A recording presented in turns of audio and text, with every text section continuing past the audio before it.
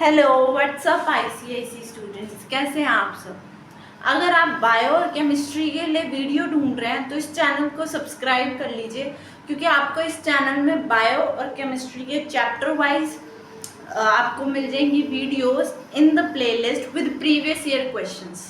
तो प्लीज़ इस चैनल को सब्सक्राइब कीजिए, लाइक कीजिए, शेयर कीजिए और बहुत कमेंट कीजिए।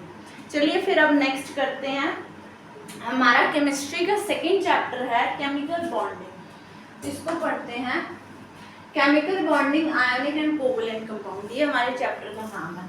इससे पिछला चैप्टर हमने पढ़ा था पीरियोडिक टेबल। पीरियोडिक टेबल में हमने पूरा एलिमेंट्स को कैसे अरेंज करते हैं इन द पीरियोडिक टेबल वो पढ़ा था, है ना, और उनके कुछ ट्रेंड्स पढ़े थे। हमने एलिमेंट के बारे में पढ़ा था, हर एक एलिमेंट के बारे में पढ़ा था। इस चैप्टर में क्या होगा कि मान लो एक एलिमेंट Na है जो कि मेटल साइड है, दूसरी तरफ Cl है जो कि नॉन मेटल साइड है। अगर इन दोनों की आपस में शादी करवा दें, लेट्स से इन दोनों की आपस में शादी करवा दी और एक चीज बनी NaCl, जो कि आपने सुना होगा नमक, NaCl इज सॉल्ट, तो वो एक क्या हो गया, कंपाउंड। ऐसे ही H और Cl की शादी करवा दी तो HCl, या C और हाइड्रोजन की करवा दी CH4 मीथेन। तो ये जो बने हैं जिसमें एक से ज्यादा एलिमेंट्स होते हैं उन्हें बोलते हैं कंपाउंड।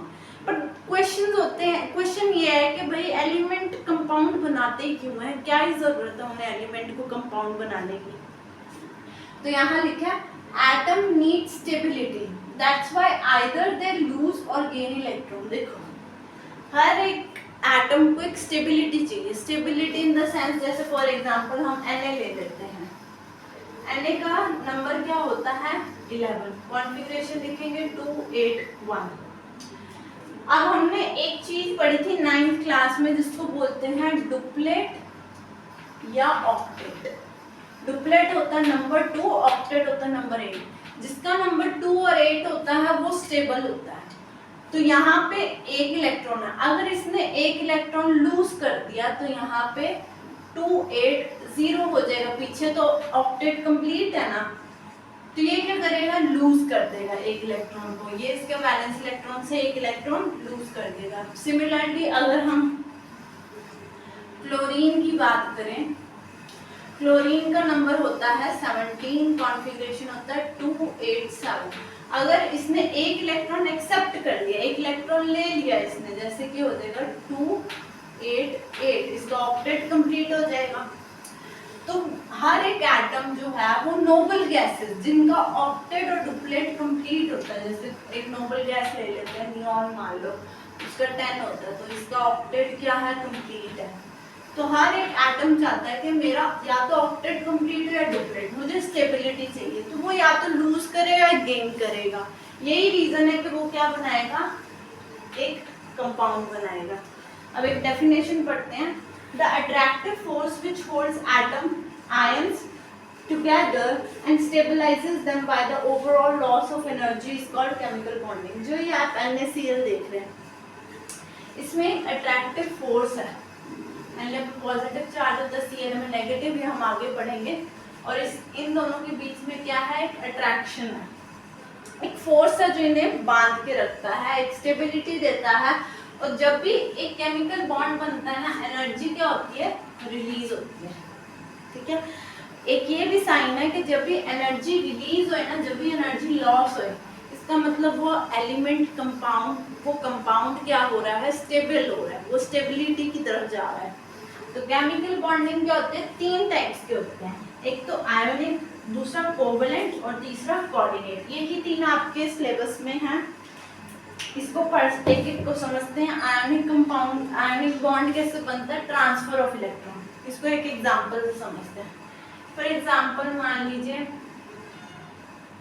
एक भाई बहन है, ठीक है, एक भाई बहन मान लीजिए, तो 2 बच्चे हैं, भाई बहन है।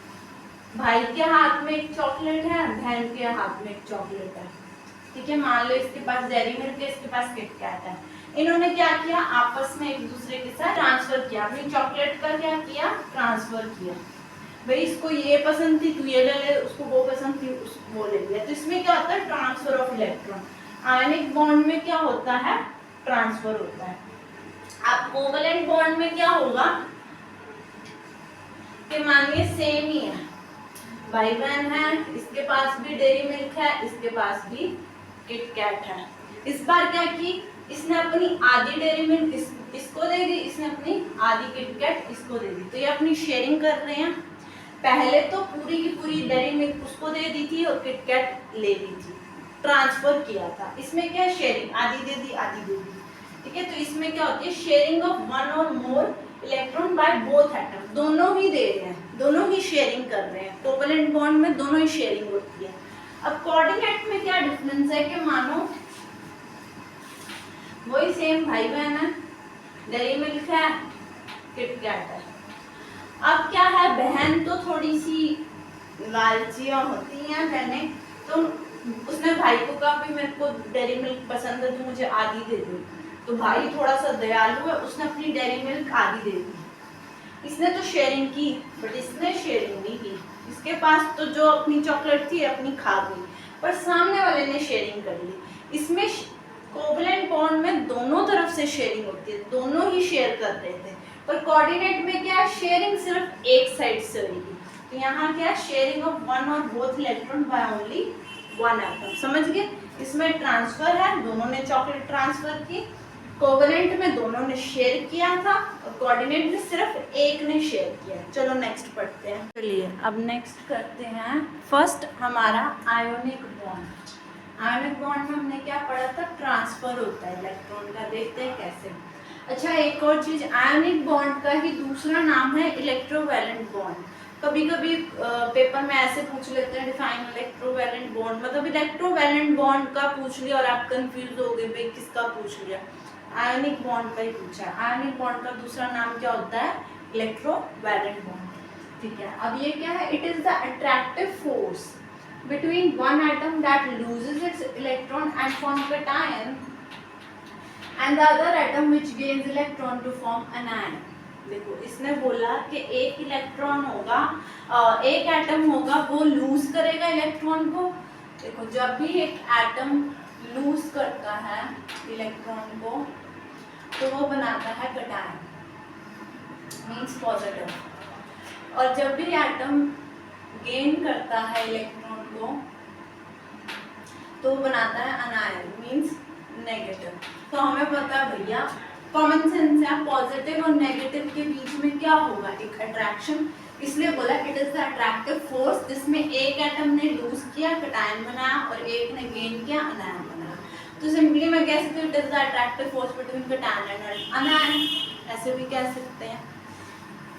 अच्छा, इसको एक और तरीके से भी कह सकते हैं, अगर पीरियोडिक टेबल को ढंग से समझा होगा तो कैटायन वो ही बनाता था जो कि क्या है, मेटल, और अनायन वो ही बनाता था जो कि है नॉन मेटल।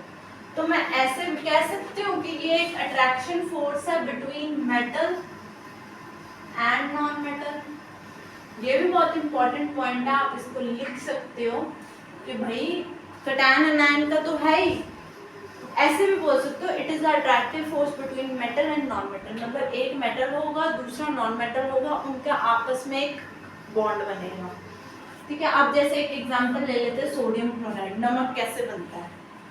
तो Na का हमने पीछे किया ही था, नंबर है 11, कॉन्फ़िगरेशन 281 KLM शेल। अब इसने अगर एक इलेक्ट्रॉन लूज कर दिया तो इसका पीछे ऑक्टेट तो कंप्लीट है, तो इसका एक इलेक्ट्रॉन लूज करेगा तो क्या बनाएगा, कैटायन। एक इलेक्ट्रॉन लूज किया तो Na+1, ठीक है। फिर हमने 9th क्लास में पढ़ा था लुईस रिप्रेजेंटेशन, उसमें कुछ नहीं, जो आपने एलिमेंट लिया वो लिखो। जैसे सोडियम लिया, सोडियम का सिंबल Na, और इलेक्ट्रॉन को हम डॉट से रिप्रेजेंट करते हैं। तो बैलेंस इलेक्ट्रॉन में कितने हैं, एक इलेक्ट्रॉन। बैलेंस इलेक्ट्रॉन क्या होता था, जो आउटर मोस्ट शेल है, जैसे M आउटर मोस्ट शेल है, उसके अंदर कितने इलेक्ट्रॉन है, एक, तो एक इलेक्ट्रॉन, तो एक डॉट। लुईस रिप्रेजेंटेशन ये थी कि सोडियम एक डॉट, ठीक है। वेरस क्लोरीन में नंबर होता था 17, इसका भी देख लो KLM 287।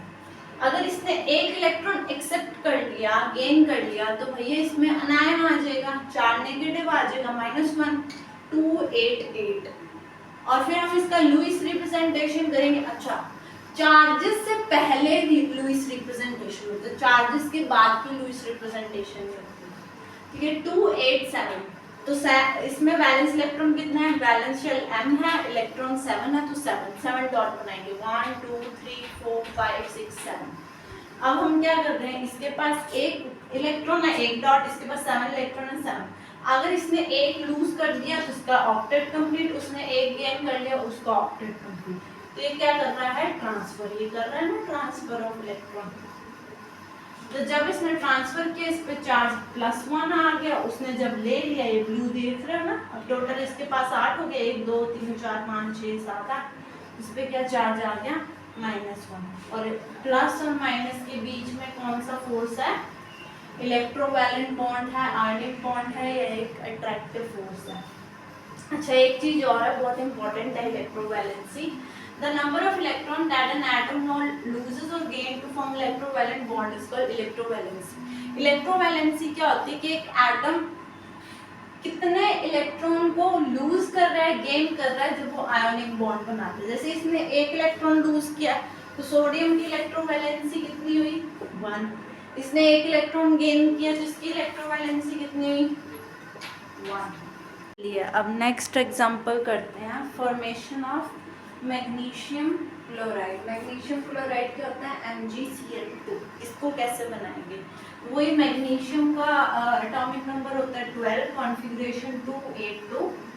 अगर इसने 2 इलेक्ट्रॉन दे दिए तो इसका ऑक्टेट कंप्लीट हो जाएगा।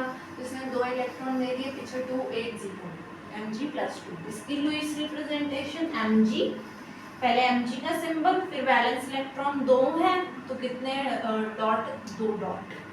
सिमिलरली क्लोरीन का 17 287, एक इलेक्ट्रॉन एक्सेप्ट करेगा, 288, इसकी लुईस रिप्रेजेंटेशन 7 वैलेंस इलेक्ट्रॉन है तो 7 डॉट्स। अब देखो मैग्नीशियम के पास 2 वैलेंस इलेक्ट्रॉन है, इसने यहाँ पे लिखे MgCl2, तो ये एक इलेक्ट्रॉन तो एक क्लोरीन को दे देगा, जैसे हमने NaCl में देखा। दूसरा इलेक्ट्रॉन दूसरे क्लोरीन को दे देगा, क्योंकि 2 Cl है ना। तो एक इलेक्ट्रॉन इसने एक Cl को दिया, दूसरा दूसरे Cl को, इसके ऊपर 4 +2, इस पे -1 एक तो या तो ऐसे लिख सकते हैं या फिर और लगा के ऐसे सिंपल, Mg+2 2Cl, क्योंकि 2 Cl हो गए ना, और उनके ऊपर टोटल चार्ज क्या हो गया, -2। अब इसकी इलेक्ट्रोवैलेंसी देखते हैं। मैग्नीशियम की इलेक्ट्रोवैलेंसी कितनी होगी, इसने 2 इलेक्ट्रॉन लूज किए, 2, इसकी कितनी हुई है, 1। ठीक है, Mg की है 2, क्लोरीन की है 1, तो कंपाउंड क्या बना, MgCl2। ठीक है, चलिए अब नेक्स्ट एग्जांपल करते हैं, formation of calcium oxide. Calcium oxide का फॉर्मूला होता है CaO। ठीक है, वही सेम कैल्शियम का प्रोटॉन क्या होते हैं, एटॉमिक नंबर होता है 20, कॉन्फ़िगरेशन 2882। अगर इसने 2 इलेक्ट्रॉन लूज कर दिए तो चार्ज आ जाएगा Ca+2 2880। तो कैल्शियम की इलेक्ट्रोवैलेंसी कितनी है, 2। ऑक्सीजन का एटॉमिक नंबर होता है 8, इसका कॉन्फ़िगरेशन 26। अगर इसने 2 इलेक्ट्रॉन एक्सेप्ट कर दिए तो क्या हो जाएगा, 28। ठीक है, इसका लुईस रिप्रेजेंटेशन कैल्शियम पे 2 डॉट, क्योंकि वैलेंस इलेक्ट्रॉन 2 है तो 2 डॉट। ऑक्सीजन पे 6 डॉट, क्योंकि 6 इलेक्ट्रॉन में 6 वैलेंस इलेक्ट्रॉन है, 1 2 3 4 5 6। अब देखो ये लुईस रिप्रेजेंटेशन ना मैं जिस मर्जी तरीके से डॉट बना सकती हूँ।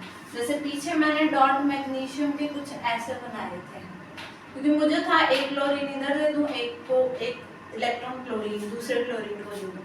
ऐसे खुद दिमाग लगाना पड़ता है कि डॉट किस तरीके से बनाने हैं। ठीक है, ये प्रैक्टिस कर करके आएगा आपको। तो मैंने 2 डॉट इकट्ठे ही लगा दिए, क्यों, दोनों ही मुझे ऑक्सीजन को देने थे, तो एक यहाँ से दिए, एक यहाँ से। तो कैल्शियम पे +2 चार्ज, ऑक्सीजन पे 8 पूरे हो गए, 1 2 3 4 5 6 7 8। ठीक है, अब ऑक्सीजन की इलेक्ट्रोवैलेंसी कितनी, 2, क्योंकि इसने 2 चार्ज दिया, तो Ca की भी 2, ऑक्सीजन की भी 2, क्रॉस मल्टीप्लाई करो, Ca2O2, 2 से 2 कैंसिल, CaO, तभी कंपाउंड क्या बना, CaO। ये कंपाउंड कैसे बनता है इलेक्ट्रोवैलेंसी से, ये मैंने ये क्या किया है ये मैं आगे समझाऊंगी। आगे आएगा एक टॉपिक, उस पर मैं समझाऊंगी कि कंपाउंड बनते कैसे हैं। चलिए अब नेक्स्ट करते हैं conditions for the formation of an ionic bond. देखो क्या कंडीशंस हैं, 3 ही कंडीशंस हैं आयोनिक बॉन्ड बनाने के लिए। ये पेपर के व्यू से बहुत इंपॉर्टेंट अच्छा क्वेश्चन बनता है। इसमें से 3 कंडीशन है। पहली इलेक्ट्रोनेगेटिविटी। इलेक्ट्रोनेगेटिविटी क्या होती थी, अगर आपको नहीं पता electronegativity, ionization potential, electron affinity, तो आप पहले जाके पीरियोडिक टेबल वाली वीडियो देखिए, जो कि प्लेलिस्ट आपको यहाँ आई बटन में मिल जाएगी। इलेक्ट्रोनेगेटिविटी क्या होती थी, 2 एटम में से एक जो है वो अपनी तरफ इलेक्ट्रॉन को अट्रैक्ट कर लेगा। तो इलेक्ट्रोनेगेटिविटी का क्या, more the difference between the value of electronegativity. EN का मतलब इलेक्ट्रोनेगेटिविटी। जितना ज़्यादा डिफरेंस होगा, मैं यहाँ एम्फसाइज कर रही हूँ, डिफरेंस होगा इलेक्ट्रोनेगेटिविटी का 2 एटम के बीच में, उतना ही easily the transfer of electron take place, उतना ही इजीली वो आयोनिक बॉन्ड बना लेगा। जैसे फॉर एग्जांपल Na की इलेक्ट्रोनेगेटिविटी है 0.9, कम है 0.9, क्लोरीन की ज़्यादा है 3.05, इसके कंपैरिजन में तो ज़्यादा है। अब इन दोनों को माइनस करेंगे इनका डिफरेंस निकालने के लिए, तो कितना है 2.1 इलेक्ट्रॉन वोल्ट। तो ये क्या है, इलेक्ट्रॉन नेगेटिविटी का डिफरेंस 2.1 इलेक्ट्रॉन वोल्ट, ज़्यादा ही है। ये बिल्कुल ही कम इलेक्ट्रॉन नेगेटिविटी है, ये बिल्कुल ज़्यादा है, दोनों का डिफरेंस ऑब्वियसली ज़्यादा आएगा। तो ये NaCl कौन सा बॉन्ड बनाएगा, आयोनिक बॉन्ड। ठीक है, नेक्स्ट आ गया आयोनाइजेशन पोटेंशियल। आयोनाइजेशन पोटेंशियल होता है कितनी आसानी से वो इलेक्ट्रॉन लूज कर देगा, सॉरी एनर्जी कितनी लगेगी कि वो इलेक्ट्रॉन लूज कर ले। तो lower the ionization potential of the metallic element more easily it will form ion. तो यहाँ पे किस पे ध्यान देना, लोअर।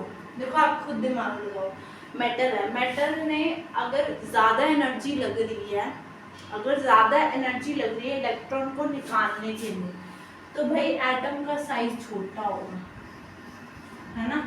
इसका मतलब वो कटायन नहीं बना सकता, वो इलेक्ट्रॉन नहीं देना चाहता। तो हाई आयोनाइजेशन पोटेंशियल का मतलब है कि भाई वो आसानी से कटायन नहीं बनाएगा। वेयरएज अगर लो आयोनाइजेशन पोटेंशियल है वो तभी पॉसिबल है जब साइज क्या होगा, बड़ा, साइज बड़ा, अट्रैक्शन कम। तो अगर इलेक्ट्रॉन आसानी से वो दे देगा तो आयोनाइजेशन पोटेंशियल भी कम लगेगी और वो कटायन जल्दी बना देगा, वो लूज कर देगा इलेक्ट्रॉन तो जल्दी कटायन बना देगा। तो lower the ionization potential of the metallic element more easily it will form cation, वो इतनी आसानी से कटायन बना लेगा। जैसे Na ने आसानी से अपना एक इलेक्ट्रॉन दे दिया और एनर्जी क्या लग रही है, कम लग रही है, आयोनाइजेशन पोटेंशियल कम लग रहा है। इलेक्ट्रॉन एफिनिटी क्या है, higher the value of electron affinity. Electron affinity होता था कि एनर्जी रिलीज होती है कि एटम इलेक्ट्रॉन गेन कर ले, तो जितना जल्दी से वो गेन करेगा, जितनी ज़्यादा अट्रैक्शन ज़्यादा होगी उतनी ही आसानी से इलेक्ट्रॉन गेन कर लेगा। तो वो तभी पॉसिबल है जब साइज क्या होगा, छोटा, अट्रैक्शन होगा तो कहेगा एक इलेक्ट्रॉन और दे दे मैं तो गेन कर लूँगा, है ना। तो जितना ज़्यादा इलेक्ट्रॉन एफिनिटी मतलब जितना ज़्यादा अट्रैक्शन उतनी ज़्यादा इलेक्ट्रॉन एफिनिटी, सो उतना ही greater is the ease with which it accept the electron, उतनी ही आसानी से वो इलेक्ट्रॉन ले लेगा। जैसे क्लोरीन ने एक इलेक्ट्रॉन लिया, Cl नेगेटिव बना दिया, हाई इलेक्ट्रॉन एफिनिटी। तो हमने 3 कंडीशन पढ़ी। पहला कि इलेक्ट्रॉन नेगेटिविटी का डिफरेंस क्या होना चाहिए, ज़्यादा, आयोनाइजेशन पोटेंशियल क्या होनी चाहिए, कम, इलेक्ट्रॉन एफिनिटी क्या होनी चाहिए, ज़्यादा, तभी एक क्या बनेगा, आयोनिक बॉन्ड। ठीक है, नेक्स्ट चलिए अब नेक्स्ट टॉपिक करते हैं, strength of an ionic bond. Strength of an ionic bond, एक आयोनिक बॉन्ड कितना स्ट्रॉन्ग है या कितना वीक है उसे बोलते हैं स्ट्रेंथ। ठीक है, हम पढ़ेंगे strength of an ionic bond. The magnitude of electrostatic force of attraction between the positively charged ion and a negatively charged anion in an ionic compound is called strength of an ionic bond. देखो magnitude कितना है, magnitude एक simple एक number होता है, ये definition तो रटने वाली है कि कितना मैग्नीट्यूड है पॉजिटिव और नेगेटिव चार्ज के बीच में, उसको स्ट्रेंथ बोलते हैं।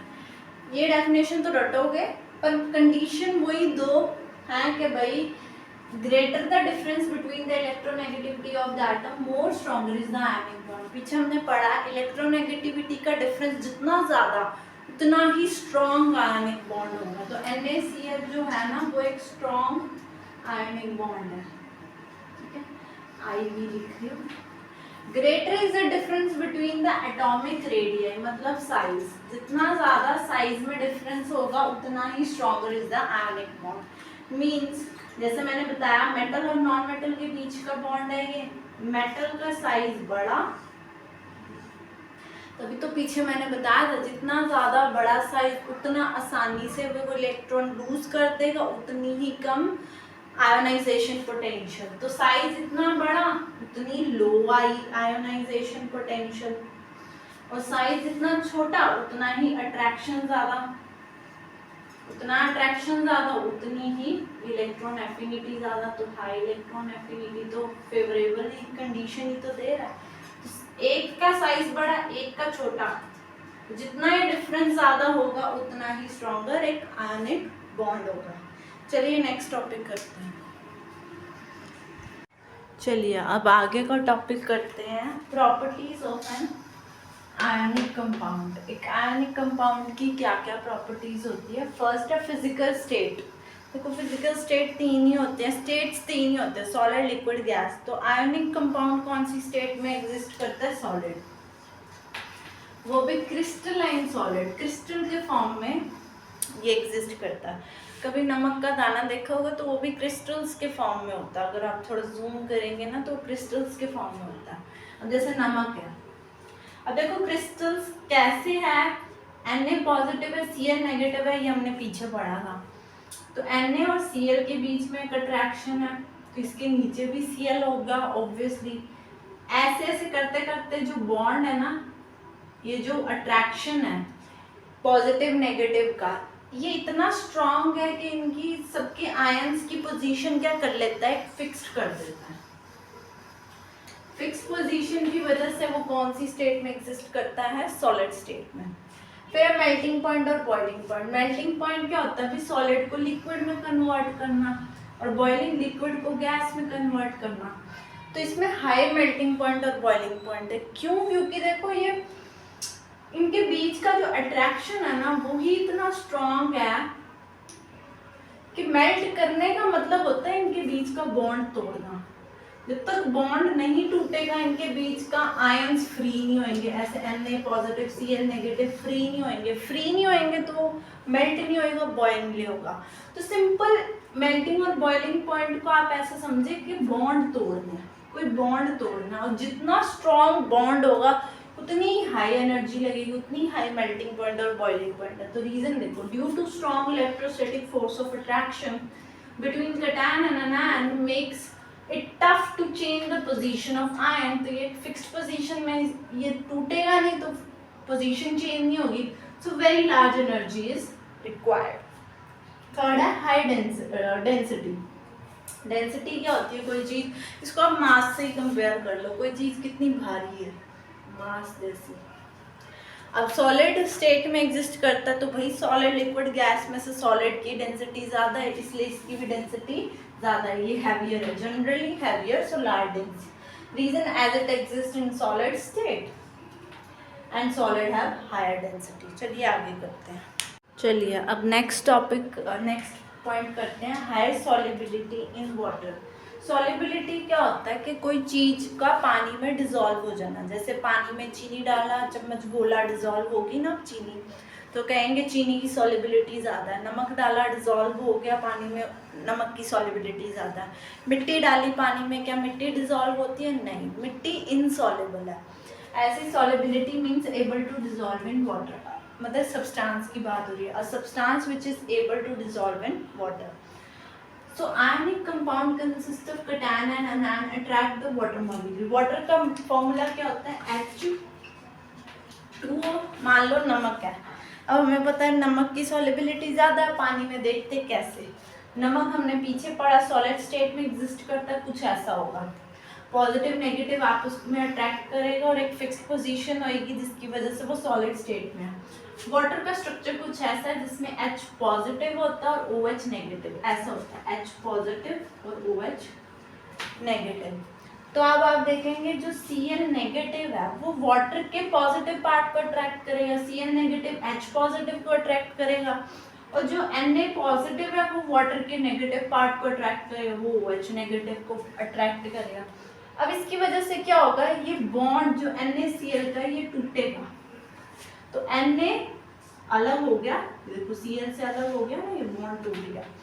Na OH के साथ, वाटर के OH के साथ बॉन्ड बना दिया, अलग हो गया, आयंस अलग हो रहे हैं ना। आयंस यही होते हैं, जो कटायन और अनायन होता है ना, इन्हें आयंस बोलते हैं, ठीक है, ये आयंस होते हैं। तो आयंस अलग हो गए आपस में, Na पॉजिटिव वाटर के OH नेगेटिव से अट्रैक्ट है Cl नेगेटिव H पॉजिटिव के, तो ये क्या हो गया, आयोनिक कंपाउंड की सॉलिबिलिटी क्या होती है, हाई होती है। नेक्स्ट चलिए लास्ट टॉपिक, लास्ट पॉइंट करते हैं, good conductors of electricity. Ionic compound क्या है, गुड कंडक्टर्स है। कंडक्टर्स क्या होते हैं, जो अपने थ्रू इलेक्ट्रिसिटी को पास करने देते हैं। जैसे कि मान लो कोई लोहे की चीज़ पकड़ी और मैंने किसी चीज़ स्विच को ऑन कर दिया, तो मेरे अंदर से इलेक्ट्रिसिटी पास हो जाएगी, मुझे करंट लगेगा। यही मैंने लकड़ी पकड़ ली है और फिर मैं छू रही हूँ, तो वो वुड बैड कंडक्टर है, वो अंदर से इलेक्ट्रिसिटी पास नहीं होने देगा, तो फिर मुझे करंट नहीं लगेगा। ऐसे ही ionic compound in aqueous solution और इन फ्यूज, जिसको मोल्टन स्टेट भी कहते हैं, कंडक्ट इलेक्ट्रिसिटी। देखो आयोनिक कंपाउंड एक्वस क्या होता है, पानी में घुला हुआ है। एक्वस मीन जो कोई भी चीज़ पानी में घुली हुई होती है ना, उसको बोलते हैं एक्वस। या तो एक्वस सॉल्यूशन में, जैसे हमने नमक को पानी में डाला था, तो या तो वो इलेक्ट्रिसिटी कंडक्ट करेगा, या मेल्ट कर दिया, मोल्टन स्टेट में ले आए तब। सॉलिड स्टेट में खाली नमक रख दिया और फिर सोचा भैया इलेक्ट्रिसिटी पास हो जाएगी, वायर किया, बल्ब लगाया, नहीं होगी। पर पानी में नमक को घोल दिया, फिर कुछ किया हो सेटअप, फिर कंडक्ट हो जाएगी इलेक्ट्रिसिटी। तो ये पॉइंट, इलेक्ट्रिसिटी कंडक्ट होती कैसे है, ये एक इम्पॉर्टेंट पॉइंट है, ये आप नोट कर लीजिए कहीं पे।